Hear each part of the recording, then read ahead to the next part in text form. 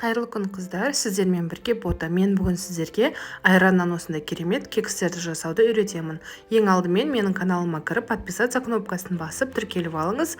Аптасына 3 немесе 4 рет керемет рецептеріммен бөлісетін боламын. Видеоның соңына дейін қарап, лайк басуды ұмытпаңыз. Ең алдымен 250 грамм кефирімізді ыдысымызға құйып аламыз қыздар. Егер қолдың айраны бар болса, қолдың айранын пайдалансаңыздар да болады. Оның үстіне 200 грамм қантымызды салып, қантымыз жақсылап ерігенше араластыратын боламыз. Қантымыз ерігеннен кейін үстіне 2 жұмыртқамызды шағып саламыз және де 1 шай қасықта разрыхлитель қосамыз. Барлығын жақсылап араластырамыз.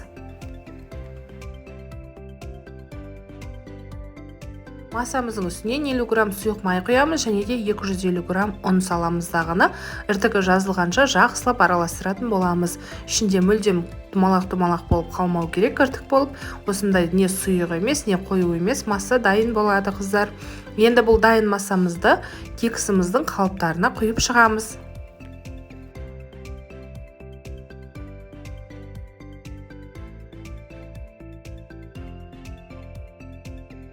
Мінекей бір сыпыра құйып алдық. Енді оның арасына мен осылай мейіз салып шықтым. Шоколад болса шоколад салсаңыз да болады, джем болса варенье салсаңыз да болады. Енді оның үстінен тағы да бір қабат қылып масамызды құйып шығамыз.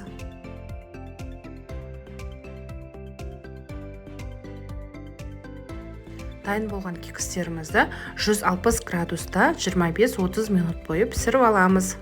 Мен әсел печкада пісірдім, өзіңіздің печкаңыздың градусына қарай қоясыздар. Мінекей қыздар, кекстарымыз дайын болды. Оны әрлеу үшін мен үстіне сахарный пудра септім. Өзіңіздің қалауыңызға қарай әрлесеңіздер болады. Үйдегі қарапайым заттардан осындай керемет дәмді дүниелер дайын болады қыздар. Міндетті түрде жасап көріңіздер, балапандарыңыз сүйсініп жейтін болады. Қонақ келген кезде де тез жасауға өте ыңғайлы. Видео ұнаған болса лайк басып комментарий жазуды ұмытпаңыздар.